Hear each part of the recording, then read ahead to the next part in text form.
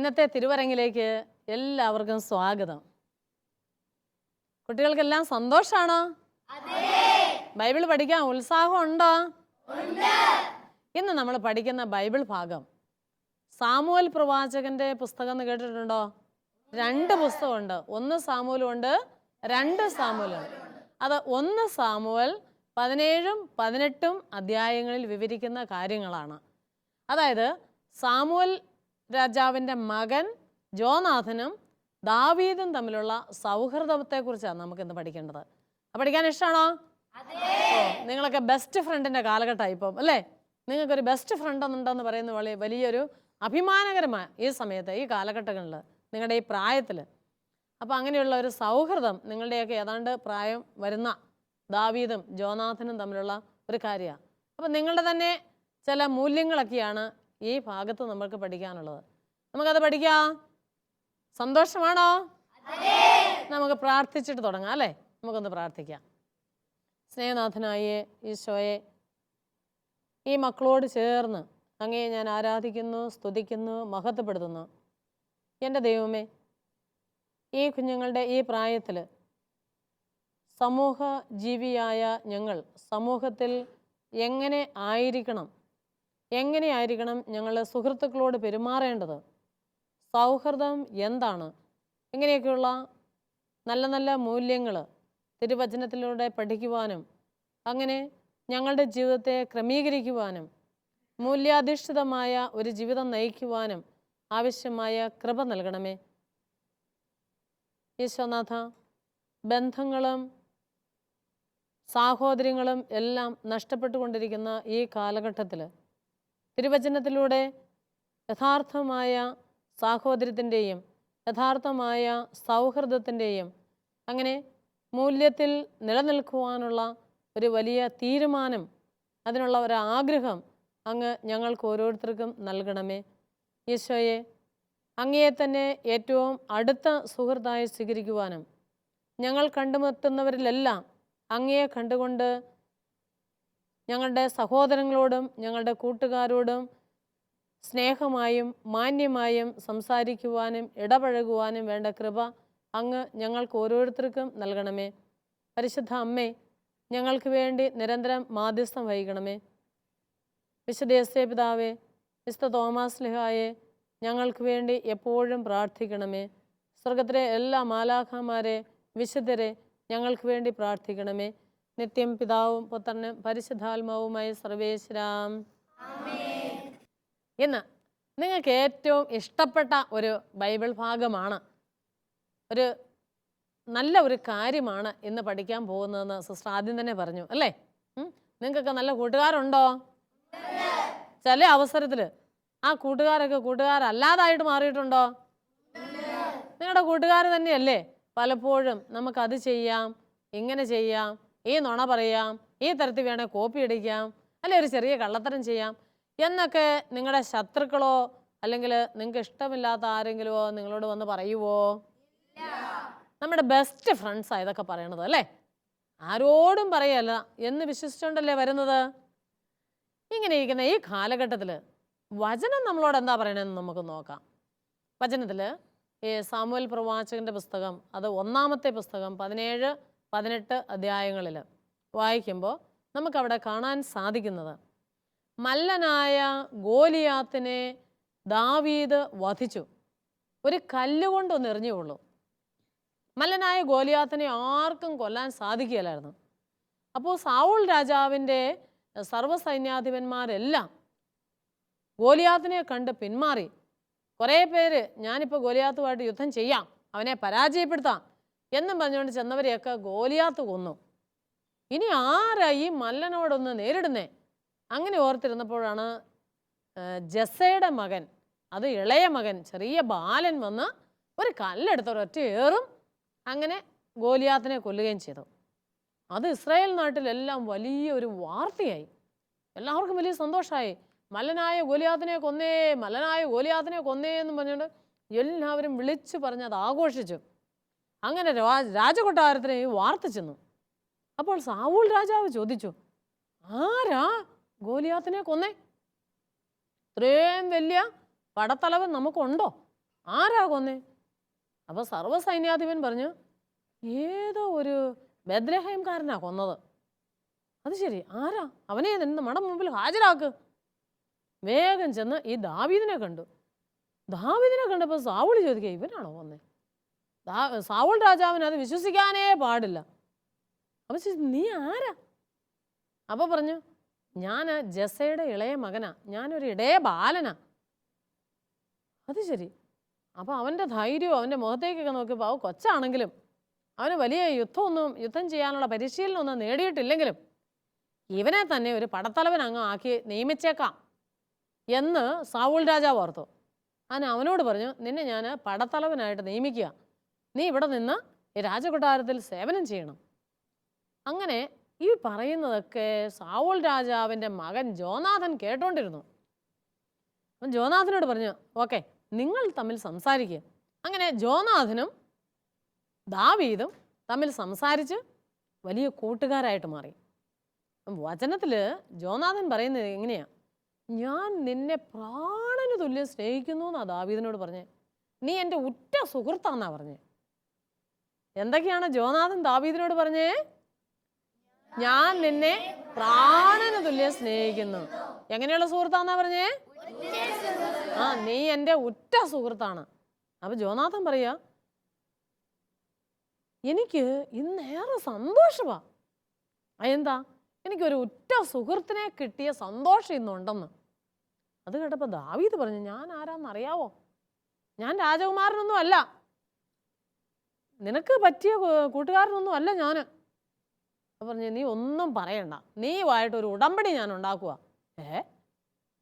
രാജാവിൻ്റെ മകൻ ഈ ആടുകളെ മേയിച്ചുകൊണ്ട് നടന്ന ഈ ദാവീദുമായിട്ട് ഒരു ഉടമ്പടി വെക്കുവോ? ദാവീദിന് ഭയങ്കര അത്ഭുതമായിപ്പോയി. ഇതെന്താ ഞാൻ ഈ കേൾക്കുന്നേ? വിശ്വസിക്കാൻ പറ്റാത്ത കാര്യങ്ങളൊക്കെയാണ് ദാവീദ് കേൾക്കുന്നത്. ഒത്തിരി നോക്കി ഒന്ന് ഒഴിഞ്ഞു മാറാൻ. പക്ഷേ ജോനാഥൻ വിട്ടില്ല. ജോനാഥൻ പറഞ്ഞു, എന്താ, നീയുമായിട്ട് ഞാനൊരു ഉടമ്പടി ഉണ്ടാക്കാൻ പോവാ. അന്നത്തെ കാലത്ത് ഉടമ്പടി ഉണ്ടാക്കുന്നത് എങ്ങനെയാ? അവൻ്റെ മേലങ്കി ഊരി ഇവനെ അണിയിപ്പിച്ചു. എന്നിട്ട് പറഞ്ഞു, എൻ്റെ വാളും വില്ലും ഞാൻ നിനക്ക് തരുന്നു. ഉടമ്പടി ചെയ്യുക. എന്നിട്ട് പറഞ്ഞു, എൻ്റെ പടച്ചട്ടയും അരക്കച്ചയും നിനക്ക് തരിക. അപ്പം നീയുമായിട്ട് ഞാനിനി യുദ്ധമില്ല, നീയുമായിട്ട് ഞാനിനി ശത്രുതയില്ല, ഞാനും നീയും തമ്മിൽ സൗഹൃദയുള്ളൂ. അതിൻ്റെ അടയാളാ. വാള് കൊടുക്കുന്നു, വില്ല് കൊടുക്കുന്നു. പിന്നെ യുദ്ധം ചെയ്യുവോ? വാളും വില്ലും കൊടുത്തവനോട് യുദ്ധം ചെയ്യുവോ? ഇല്ല. പടച്ചട്ടയും അരക്കച്ചയും കൊടുത്തവനോട് യുദ്ധം ചെയ്യുവോ? എന്ന് പറഞ്ഞാൽ ഇനി നമ്മൾ തമ്മിലൊരു ശത്രുതയും ഇല്ല. അപ്പോൾ ദാവീദ് നോക്കി നിൽക്കുമ്പോൾ ഇവൻ ഇതുപോലെയുള്ള ഉടമ്പടിയെല്ലാം ചെയ്ത് അവനെ ഉറ്റ തോഴനായിട്ട്, ഉറ്റ സുഹൃത്തായിട്ട്, ഒരു സഹോദരനായിട്ട് സ്വീകരിക്കുകയും വലിയ സന്തോഷത്തിലാവുകയും ചെയ്തു. അങ്ങനെ ദാവീദ് സാവൂൾ രാജാവിൻ്റെ കൊട്ടാരത്തിൽ ശുശ്രൂഷ ആരംഭിച്ചു. ദാവീദിന് ഒരു കിന്നരമുണ്ട്. കിന്നരം വായിക്കുന്നത് വലിയ ഇഷ്ടമാണ്. അതുകൊണ്ടാണല്ലോ പിന്നീട് നമ്മൾ അറിയുന്നുണ്ട് ദാവീദ് ഒരുപാട് സങ്കീർത്തനങ്ങളൊക്കെ എഴുതി, അല്ലേ? ബൈബിളിലെ പാട്ടാണ് സങ്കീർത്തനങ്ങൾ. കർത്താവിൻ്റെ ഇടയനാകുന്നു, എനിക്കൊന്നിലും മുട്ടുണ്ടാവുകയില്ല. ഇങ്ങനെയൊക്കെ പാട്ട് പോലെ ദാവീദ് പാടിയതാണ് പിന്നീട് സങ്കീർത്തനങ്ങളായിട്ട് നമ്മളിന്ന് വായിക്കുന്നത്. അപ്പം ദാവീദ് സംഗീതത്തോട് ഏറ്റവും കൂടുതൽ ഇഷ്ടമുള്ള ഒരാളായിരുന്നു. അപ്പം ഒഴിവ് സമയത്തെല്ലാം കിന്നരം വായിച്ച് ഇങ്ങനെ കർത്താവിനെ പാടി പുകഴ്ത്തിക്കൊണ്ടിരിക്കും. അങ്ങനെ രാജകൊട്ടാരത്തിൽ കിന്നരം വായനയും പിന്നെ രാജാവിൻ്റെ സൈന്യത്തിൻ്റെ സഹായിയും രാജാവിൻ്റെ പുത്രനുമായിട്ടുള്ള സൗഹൃദവും ഇതെല്ലാം ആയിട്ട് ഇങ്ങനെ ദാവീദ് രാജകൊട്ടാരത്തിൽ കൂടിയിരിക്കുക. അങ്ങനെ യുദ്ധം ചെയ്യുന്നിടത്തെല്ലാം കർത്താവ് കൂടെയുള്ളതുകൊണ്ട് ദാവീദിന് വൻ വിജയം ലഭിച്ചുകൊണ്ടിരുന്നു. അപ്പം ജനങ്ങളെല്ലാം ഇപ്പോൾ ദാവീദിനെയാണ് പാടി പുകഴ്ത്തുന്നത്. ദാവീദ് ഉള്ളതുകൊണ്ട് ഞങ്ങൾ യുദ്ധത്തിൽ ജയിച്ചേ എന്നും പറഞ്ഞുകൊണ്ടാ. അപ്പോൾ ജനങ്ങൾ ആർത്ത് പാടുന്ന ഒരു ആർപ്പ് വിളി കേട്ടു. സാവൂൾ 1000 കൊന്നപ്പോൾ ദാവീദ് 10,000 കൊന്നു എന്ന്. ഇത് സാവൂളിൻ്റെ ചെവിയിലും ചെന്നു. സാവൂളിനൊരു വലിയ വിഷമം. ഈ ജനം എനിക്ക് 1000 തന്നുള്ളൂ, ജനം ഇതാ ദാവീദിന് 10,000 കൊന്നു. വചനം പറയുന്നത് സാവൂൾ ഭ്രാന്തനെ പോലെ അലറിയെന്നാ പറയണേ. ഒരു ഭ്രാന്തനെ പോലെയായി. അസൂയ മൂത്തു. ആരോടാ അസൂയ? ദാവീദ് 10,000 കൊന്നു എന്നും പറഞ്ഞുകൊണ്ട് ജനം പാടി പുകഴ്ത്തിയപ്പോ ആർക്ക് അസൂയ ഉണ്ടായി? സാവൂളിന് ദാവീദിനോട് അസൂയ തോന്നി. അപ്പൊ ഇനി ഇവൻ എനിക്ക് ഭീഷണിയാണ്. ഇവൻ കൊട്ടാരത്തിൽ നിന്നാൽ ജനങ്ങളെല്ലാം ഇവന്റെ പിന്നാലെ പോകും. ഒറ്റ മാർഗമേ ഉള്ളൂ, എങ്ങനെയെങ്കിലും ആരും അറിയാതെ ദാവീദിനെ വധിക്കുക. എങ്ങനെ വധിക്കും? കുന്തം കൊണ്ട് എറിയാമെന്ന് തീരുമാനിച്ചു. സാവൂൾ രാജാവ് ഇങ്ങനെ അവസരം നോക്കി നോക്കി നിൽക്കുക, എപ്പോഴാ ദാവീദിനെ കുന്തം കൊണ്ട് എറിഞ്ഞു കൊല്ലേണ്ടത്. അങ്ങനെ ഒരു ദിവസം ദാവീദ് കിന്നരം വായിച്ചുകൊണ്ടിരുന്നപ്പം മറ്റാരുമില്ല. രാജാവ് ഒരു കുന്തമെടുത്ത് ഒരൊറ്റ ഏറ്. ദൈവം കൂടെയില്ലേ? ദാവീദ് ഒഴിഞ്ഞു മാറി. വീണ്ടും എറിഞ്ഞു. അപ്പോഴും ദാവീദ് ഒഴിഞ്ഞു മാറി ഓടി രക്ഷപ്പെട്ടു. അപ്പോൾ സാവൂളിന് കലി കൂടി. നിന്നെ ഇനി ഞാൻ വധിക്കും, നീ ഓടി രക്ഷപ്പെട്ടു, ഇനിയും എന്നെ കൈ കിട്ടും, നിന്നെ ഞാൻ കൊല്ലും എന്നൊക്കെ സ്വയം പറഞ്ഞ് ഒരു ഭ്രാന്തനെ പോലെയായി. കണ്ടോ, അസൂയ മൂത്തപ്പോൾ അസൂയ കൂടി കൂടി കൂടി ചെയ്യാൻ മേലാത്ത പാപങ്ങളെല്ലാം ചെയ്യുക. അപ്പം നമ്മളെപ്പോഴും നമ്മുടെ മനസ്സിനെ ഇങ്ങനെ പരിശോധിച്ചുകൊണ്ടിരിക്കണം. എനിക്ക് ആരോടെങ്കിലും അസൂയുണ്ടോ? എനിക്ക് ആരോടെങ്കിലും വെറുപ്പുണ്ടോ? എനിക്ക് ആരോടെങ്കിലും ദേഷ്യമുണ്ടോ? ദേഷ്യമുണ്ടോ അപ്പോഴേ പോയി തീർത്തോണം. അത് ദൈവത്തോട് കരഞ്ഞ് അപേക്ഷിച്ച് കുമ്പസാരിച്ച് അത് മാറ്റിക്കോണം. ഇല്ലെങ്കിൽ ഈ ഭ്രാന്തൻ്റെ കാര്യങ്ങൾ നമ്മളും ചെയ്യും. അങ്ങനെ ഈ വിവരം മകൻ ജോനാഥൻ അറിഞ്ഞു. എൻ്റെ പിതാവ് ദാവീദിനെ വധിക്കാനിരിക്കുന്നു. അപ്പോൾ ജോനാഥൻ വേഗം ദാവീദിനെ വിളിച്ചു. നീ വയലിലേക്ക് ഓടിപ്പോക്കോ, അവിടെ ഉണ്ടാകുന്ന വാർത്തകളെല്ലാം ഞാൻ നിന്നെ അറിയിച്ചോളാം. എന്തിനാ ഞാൻ വയലിലേക്ക് പോകുന്നത്? എൻ്റെ പിതാവ് നിന്നെ കൊല്ലാൻ നിൽക്കുക, നീ എൻ്റെ ഉറ്റ സുഹൃത്താ, നീ എനിക്ക് നഷ്ടപ്പെടാൻ പാടില്ല, എൻ്റെ പിതാവ് നിന്നെ വധിക്കും, നീ ഇവിടുന്ന് ഓടി രക്ഷപ്പെട്, കൊട്ടാരത്തിൽ നിന്ന് ഓടിപ്പൊക്കോ നീ. അപ്പോൾ ദാവീദിന് അല്പം വിഷമമൊക്കെ ഉണ്ട്. എന്നാലും ജോനാഥൻ പറഞ്ഞു, നീ ഒന്നും വിഷമിക്കണ്ട, എൻ്റെ പിതാവ് എന്നെങ്കിലുമൊക്കെ നിന്നോട് സ്നേഹം വരും, ഞാനത് എങ്ങനെയെങ്കിലും പറഞ്ഞ് ശരിയാക്കിക്കോളാം, അതുകൊണ്ട് നീ ഒന്ന് ഓടി രക്ഷപ്പെട് എന്നും പറഞ്ഞ് ഈ വലിയ അപകടത്തിൽ നിന്ന് ഈ ഉറ്റ സുഹൃത്ത് ജോനാഥൻ ദാവീദിനെ രക്ഷിക്കുന്നതാണ് നമുക്ക് ഈ 17-18 അധ്യായങ്ങളിൽ കാണാൻ സാധിക്കുന്നത്. കണ്ടോ, എത്ര മനോഹരമായൊരു സൗഹൃദമാണ്. ദൈവത്തോട് ചേർന്നുള്ള സൗഹൃദത്തിന് മാത്രമേ അത് ചെയ്യാൻ സാധിക്കുള്ളൂ. ഉണ്ടോ, പിതാവിനെയും വിഷമിപ്പിക്കുന്നില്ല, കൂട്ടുകാരനെയും വിഷമിപ്പിക്കുന്നില്ല. അങ്ങനെ സഹായിക്കാനായിട്ട്, സുഹൃത്തിനെ സഹായിക്കാനായിട്ട് ആർക്ക് സാധിച്ചു? നല്ലൊരു ഇതല്ലേ, നല്ല സംഭവമല്ലേ ഇത്? നിങ്ങൾക്ക് കളിക്കാൻ പറ്റുമോ? സ്കിറ്റ് കളിക്കാൻ പറ്റുമോ?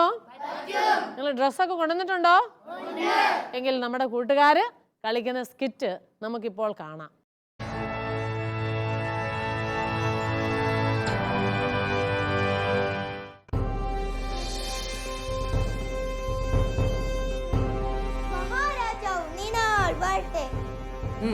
എന്ത് വേണം? മഹാരാജൻ, മല്ലനായ ഗോലിയാത്ത് വധിക്കപ്പെട്ടു. എന്ത്? മല്ലനായ ഗോലിയാത്ത് വധിക്കപ്പെടുന്നു? ആരാണ് അവനെ കൊന്നത്? ഏതോ ഇസ്രായേൽക്കാരൻ. സർവ്വ സൈന്യാധിപനോട് വരാൻ പറയും. ശരി മഹാരാജൻ.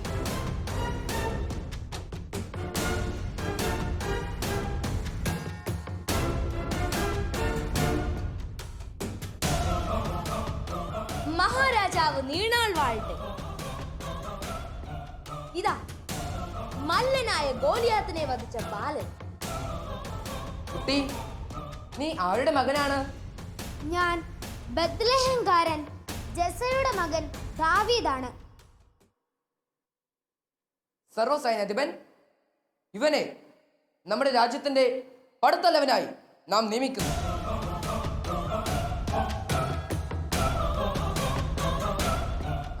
ജോനാഥൻ, ഇവനാണ് മല്ലനായ ഗോലിയാത്തിനെ വധിച്ച ബാലൻ. ഓഹോ, ഇവനെ നമ്മുടെ രാജ്യത്തിന്റെ പടത്തലവനായി നാം നിയമിച്ചിരിക്കുകയാണ്. വളരെ നല്ല കാര്യം തന്നെ. നിങ്ങൾ സംസാരിച്ചിരിക്കൂ, ഞാൻ അല്പം വിശ്രമിക്കട്ടെ. നിന്റെ വീട് എവിടെയാണ്? ഞാൻ ബത്ലഹേംകാരൻ ജെസയുടെ മകൻ ദാവീദാണ്. ദാവീദ്, ദൈവത്തിന്റെ ആത്മാവ് നിന്നോട് കൂടിയുണ്ട്. എനിക്ക് നിന്നെ ഒത്തിരി ഇഷ്ടമായി. ഞാൻ വെറും ഒരു ഇടയ ബാലനാണ്, അങ്ങ് രാജപുത്രനും. എന്റെ പിതാവ് നിന്നെ നിന്റെ പിതൃഭവനത്തിലേക്ക് അയക്കുന്നില്ലെന്നറിഞ്ഞപ്പോൾ എനിക്ക് എത്ര സന്തോഷമായെന്നോ. ഞാൻ നിന്നെ എന്റെ പ്രാണന് തുല്യം സ്നേഹിക്കുന്നു. അതിനുള്ള യോഗ്യതയൊന്നും എനിക്കില്ല. ദാവീദ്, നീ എന്തു പറഞ്ഞാലും എനിക്കൊരു ഉറ്റ സുഹൃത്തിനെ കിട്ടിയ സന്തോഷത്തിലാണ് ഞാൻ. എങ്കിൽ ഞാൻ എന്നും അങ്ങയുടെ സുഹൃത്തായിരിക്കും. ഞാൻ നിന്നെ എന്റെ പ്രാണന് തുല്യം സ്നേഹിക്കുന്നതിന്റെ അടയാളമായി ഒരു ഉടമ്പടി ചെയ്യാൻ ആഗ്രഹിക്കുന്നു. ഇതാ എന്റെ മേലെങ്കിൽ നിന്നെ ഞാൻ അണിയിക്കുന്നു. ഇതാ എന്റെ വാളും വില്ലും പടച്ചട്ടെ അരക്കച്ചി. ഇനി എന്റെ പിതാവ് അയക്കുന്നിടത്തൊക്കെ പോയി യുദ്ധം ചെയ്ത് വിജയശ്രീ ലാളിതനായി വരും. ദാവീദ് ഇസ്രായേൽ ജനത്തെ രക്ഷിച്ചു. സാവൂൾ ആയിരങ്ങളെ കൊന്നു. ദാവീദ് 10,000-ങ്ങളെയും. ദാവീദ് നീണാൾ വാഴട്ടെ. ദാവീദ് നീണാൾ വാഴട്ടെ. ദാവീദ് ഗോലിയാത്തിനെ വധിച്ചു. ഇസ്രായേലിനെ രക്ഷിച്ചു. സാവൂൾ ആയിരങ്ങളെ കൊന്നപ്പോൾ ദാവീദ് 10,000-ങ്ങളെ കൊന്നു. ദാവീദ് നീണാൾ വാഴട്ടെ. ദാവീദ് നീണാൾ വാഴട്ടെ. ദാവീദ് ഇസ്രായേൽ ജനത്തെ രക്ഷിച്ചു. സാവൂൾ ആയിരങ്ങളെ കൊന്നു. ദാവീദ് 10,000-ങ്ങളെ. ജനം ദാവീദിന് 10,000-ങ്ങൾ കൊടുത്തു, എനിക്കോ 1000-ങ്ങളും. ഇനി രാജ്യത്വമല്ലാതെ എന്താണ് അവന് കിട്ടാനുള്ളത്? എന്റെ സിംഹാസനം തട്ടിയെടുക്കുന്നതിന് മുമ്പ് അവനെ വധിക്കണം. ദാവീദ് 10,000-ങ്ങളെയും. ദാവീദ് നീണാൾ വാഴട്ടെ. ദാവീദ് നീണാൾ വാഴട്ടെ. ഒരു ദാവീദ്, എല്ലാവരും അവന് സ്തുതി പാടുന്നു. ഇസ്രായേലിനെ രക്ഷിച്ചു. സാവൂൾ ആയിരങ്ങളെ കൊന്നപ്പോൾ ദാവീദ് 10,000-ങ്ങളെ കൊന്നു. ദാവീദ് നീണാൾ വാഴട്ടെ.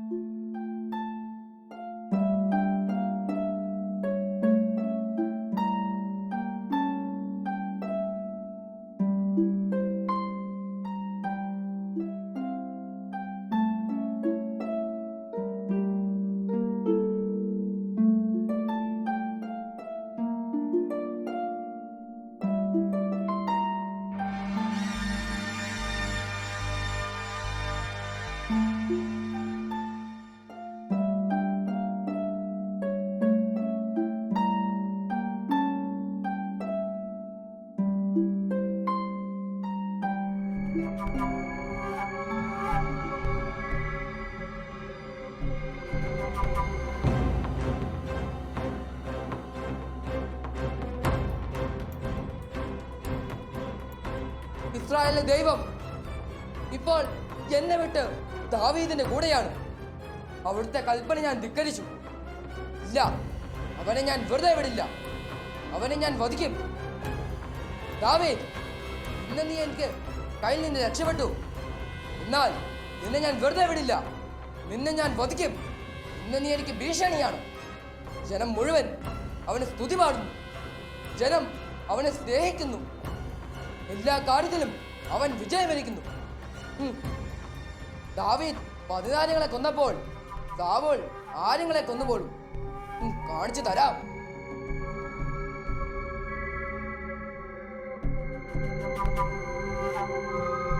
ദാവീദ്, ദാവീദ്, ദാവീദ്, നീ കിണറും പിടിച്ച് ഈ കൊട്ടാരത്തിൽ നിൽക്കണ്ട. അതെന്താ? പ്രിയ സുഹൃത്തെ, നിന്നെ എനിക്ക് എന്നേക്കുമായി നഷ്ടപ്പെടാൻ പാടില്ല. കാരണം ഞാൻ നിന്നെ എന്റെ പ്രാണന് തുല്യം സ്നേഹിക്കുന്നു. അതുകൊണ്ട് നീ ഈ കൊട്ടാരത്തിൽ നിന്ന് പോകണം. ജോനാഥൻ, നീ കാര്യം പറയൂ. എന്റെ പിതാവ് നിന്നെ കൊല്ലാൻ ശ്രമിക്കുകയാണ്. അതുകൊണ്ട് നാളെ രാവിലെ നീ ഈ കൊട്ടാരത്തിൽ നിന്ന് പോകണം. ഇനി നമ്മൾ എങ്ങനെ കാണും? നീ ഒളിച്ചിരിക്കുന്ന വയലിൽ ഞാൻ നിന്നെ വന്ന് കാണുകയും കൊട്ടാരത്തിലെ വാർത്തകൾ അറിയിക്കുകയും ചെയ്യാം. പോകൂ ദാവീദ്, ഓടിപ്പോയി നിന്റെ ജീവൻ രക്ഷിക്കൂ.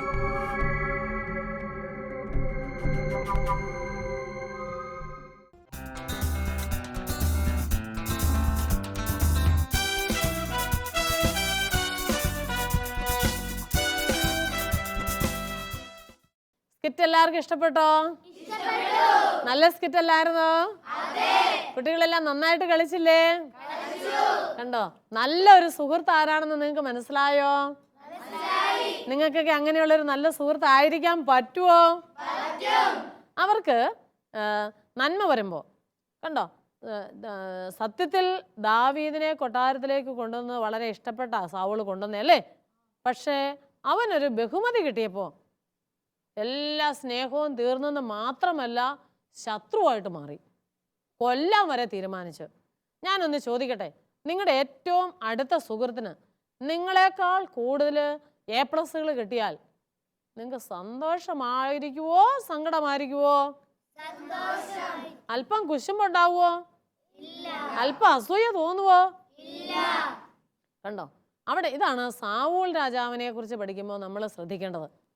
ദാവീദിന് നന്മ വന്നപ്പോൾ, ദാവീദിന് 10,000 കൊടുത്തപ്പോൾ അതിനകത്ത് സന്തോഷിക്കാൻ ആർക്ക് സാധിച്ചില്ല? എൻ്റെ കൂട്ടുകാരിക്ക് ഫുൾ A+ഉം എനിക്ക് 9 A+ കിട്ടിയാൽ എനിക്ക് അവൾക്ക് കിട്ടിയ ആ A+ൽ സന്തോഷിക്കാനും അവളോടൊരു അഭിനന്ദനം പറയുവാനും സാധിക്കുമോ? ഇത് നമ്മൾ പരിശോധിക്കണം. അതല്ലെങ്കിൽ ദാവീദിനെ പോലെ നമുക്ക് ദൈവത്തോട് ചേർന്നിരിക്കാൻ സാധിക്കില്ലാത്തതുകൊണ്ടാണ്. അതല്ലെങ്കിൽ നമ്മൾ സാവൂളിൻ്റെ സ്ഥാനത്തായി പോകും. ദാവീദിൻ്റെ സ്ഥാനത്താകാനാണോ ഇഷ്ടം? സാവൂളിൻ്റെ സ്ഥാനത്താകാനാണോ ഇഷ്ടം? കർത്താവിനോട് കൂടെ ദാവീദിൻ്റെ സ്ഥാനത്തായിരിക്കണം അല്ലേ? ഇനി മറ്റൊരു കാര്യമുള്ളത്, ജോനാഥൻ കണ്ടോ തൻ്റെ സുഹൃത്തിനെ സംരക്ഷിക്കുന്നത് കണ്ടോ? ഇവിടെ മക്കളെ, ഇന്ന് സൗഹൃദം എല്ലാം നശിച്ചു പോയി. നല്ല സുഹൃത്തുക്കളെ ഒന്നും കാണാനില്ല. 5, 6, 7 ഒക്കെ വർഷം കഴിയുമ്പം പറയുന്നത് ഇതാ, ഞാൻ ആ ആളെ, എൻ്റെ കൂട്ടുകാരനെ, അവൻ വിശ്വസ്തനാണെന്നാണ് ഞാൻ ഓർത്തത്, ബിസിനസ്സിൽ അവൻ എന്നെ പറ്റിച്ചു. നമുക്ക് ബൈബിളിൽ ഇതുപോലെയുള്ള സംഭവങ്ങൾ ഒരുപാട് വിവരിച്ചിട്ടുണ്ട്. നമുക്ക് ഓരോ ദിവസവും അത് പഠിക്കുകയും നമ്മുടെ തന്നെ മനസ്സിന് സന്തോഷം നൽകുകയും നമ്മൾ ആകാൻ ആഗ്രഹിക്കുന്ന അതാ, നല്ല സൗഹൃദം വേണമെന്നാ. എങ്ങനെ എനിക്ക് എൻ്റെ സുഹൃത്തിൻ്റെ ഒരു നല്ല സുഹൃത്തായിരിക്കാൻ പറ്റും? എനിക്ക് എങ്ങനെ ഒരു നല്ല സൗഹൃദം സൂക്ഷിക്കാൻ പറ്റും? എൻ്റെ കൂട്ടുകാരോട് അസൂയയില്ലാതിരിക്കുക, അവരുടെ നന്മയിൽ സന്തോഷിക്കുക. അതാണ് ദൈവം ഉള്ളിലുള്ളതിൻ്റെ ലക്ഷണം. ദൈവം ഉള്ളിൽ വസിക്കുന്നുണ്ടെങ്കിൽ നമ്മുടെ കൂട്ടുകാരുടെ അഭിവൃദ്ധിയിൽ നമ്മൾ ഉള്ളു തുറന്ന് സന്തോഷിക്കും. സന്തോഷിക്കുന്നവരോട് കൂടെ സന്തോഷിക്കാൻ നമുക്ക് സാധിക്കും. അതാണ് അതിൻ്റെ ലക്ഷണം. നമുക്കതിന് സാധിക്കുമോ? അപ്പം ഇന്ന് നമ്മൾ ദൈവത്തോട് ചോദിക്കേണ്ട കൃപ, ദൈവമേ എന്നെ ഒരു നല്ല സുഹൃത്താക്കി വളർത്തണമേ. ഞാൻ അനേകം പേരുടെ നല്ല സുഹൃത്തായിട്ട് വളരട്ടെ. അനേകം പേർക്ക് നന്മ ചെയ്യുന്ന സുഹൃത്തായിട്ട് ഞാൻ മാറട്ടെ. കുട്ടികളായ നിങ്ങളൊക്കെ പലപ്പോഴൊക്കെ പരാതി പറയും. നിങ്ങളെപ്പോലെയുള്ളവർ ഒത്തിരി പേര് എന്നോട് വന്ന് പറഞ്ഞിട്ടുണ്ട്, സിസ്റ്ററെ എനിക്കൊരു നല്ല സുഹൃത്തില്ല, എനിക്കൊരു നല്ല കൂട്ടുകാരിയില്ല, എനിക്കൊരു നല്ല കൂട്ടുകാരനില്ല. അതൊരു സങ്കടമാണ്. അങ്ങനെ സങ്കടപ്പെടുമ്പോൾ നമ്മൾ ഓർക്കുക, ഞാൻ നല്ല സുഹൃത്തായിട്ട് മാറിയാൽ മതി. ഞാൻ ആരുടെയെങ്കിലുമൊക്കെ നല്ല സുഹൃത്തായിട്ട് മാറുക. ഞാൻ ദൈവത്തിൻ്റെ നല്ല സുഹൃത്താണോ എന്ന് ഇടയ്ക്ക് നോക്കണേ. ഈശോയുടെ നല്ല കൂട്ടുകാരനാണോ ഞാൻ, ഈശോയുടെ നല്ല കൂട്ടുകാരിയാണോ ഞാൻ എന്ന് നമ്മൾ ഇടയ്ക്കിടയ്ക്ക് പരിശോധിക്കണം. ഈശോയ്ക്ക് ഇഷ്ടമുള്ള കാര്യം ചെയ്യണം അല്ലേ? നമുക്കൊന്ന് പ്രാർത്ഥിക്കാം. യേശുനാഥ, അങ്ങേ ഞങ്ങൾ ആരാധിക്കുന്നു, സ്തുതിക്കുന്നു, മഹത്വപ്പെടുത്തുന്നു. എൻ്റെ ഈശോയെ, ഈ കുഞ്ഞുങ്ങളെ ഒന്ന് ചേർന്ന് അങ്ങയുടെ തിരുമുമ്പിൽ കാഴ്ചയായിട്ട് സമർപ്പിക്കുന്നു. ഈശോയെ, ഇവരെല്ലാവരും അങ്ങയുടെ ഉറ്റ സുഹൃത്തുക്കളായിട്ട് മാറണമേ. അങ്ങയോട് വിശ്വസ്തത കാണിച്ച് നല്ല കുഞ്ഞുങ്ങളായിട്ട് വളരുവാൻ വേണ്ട കൃപ തരണമേ. ബാലനായ ഈശോയെ, പ്രായത്തിലും ജ്ഞാനത്തിലും പ്രായത്തിലും ദൈവത്തിൻ്റെയും മനുഷ്യരുടെയും മുമ്പിൽ പ്രീതിയിലും വളർന്നു വന്ന ഈശോയെ, ഇവരും ഇതുപോലെ ലഭിക്കുന്ന തിരിച്ചറിവുകൾ സ്വന്തമാക്കിക്കൊണ്ട് നല്ല സുഹൃത്തുക്കളായിട്ട് മാറി കൂട്ടുകാർക്കും വീട്ടുകാർക്കും നാട്ടുകാർക്കും അഭിമാനമായിട്ട് മാറുവാൻ വേണ്ട കൃപ അങ്ങ് ഇവർക്ക് നൽകണമേ. ചൊല്ലിത്തരുന്ന പ്രാർത്ഥന ഏറ്റു ചൊല്ലാം. എൻ്റെ ഈശോയെ, എൻ്റെ നല്ല ഈശോയെ, അങ്ങേ ഞാൻ സ്നേഹിക്കുന്നു. എൻ്റെ നല്ല കൂട്ടുകാരനായി അങ്ങേ ഞാൻ സ്വീകരിക്കുന്നു. ഈശോയെ, എൻ്റെ കൂട്ടുകാരെ എല്ലാം അങ്ങയുടെ തിരുമുൻപിൽ കാഴ്ചയായി സമർപ്പിക്കുന്നു. എൻ്റെ ഈശോയെ, എൻ്റെ കൂട്ടുകാർക്ക് വേണ്ടി എല്ലാ ദിവസവും പ്രാർത്ഥിക്കുവാനും സാധിക്കുന്ന എല്ലാ നന്മകളും അവർക്ക് ചെയ്തു കൊടുക്കുവാനും എന്നെ ശക്തിപ്പെടുത്തണമേ. എൻ്റെ ഈശോയെ, അങ്ങയെക്കുറിച്ച് എൻ്റെ കൂട്ടുകാർക്ക് പറഞ്ഞു കൊടുക്കുവാൻ എന്നെ സഹായിക്കണമേ. ഈശോയെ, എല്ലാ ദിവസവും എൻ്റെ ഹൃദയത്തിലേക്ക് എഴുന്നള്ളി വരണമേ. പിതാവിൻ്റെയും പുത്രൻ്റെയും പരിശുദ്ധാത്മാവിൻ്റെയും നാമത്തിൽ. സന്തോഷാണോ? എന്നാ നല്ല കൂട്ടുകാർക്കെല്ലാം ഒന്ന് സ്തുതി ചെല്ലിക്കേ.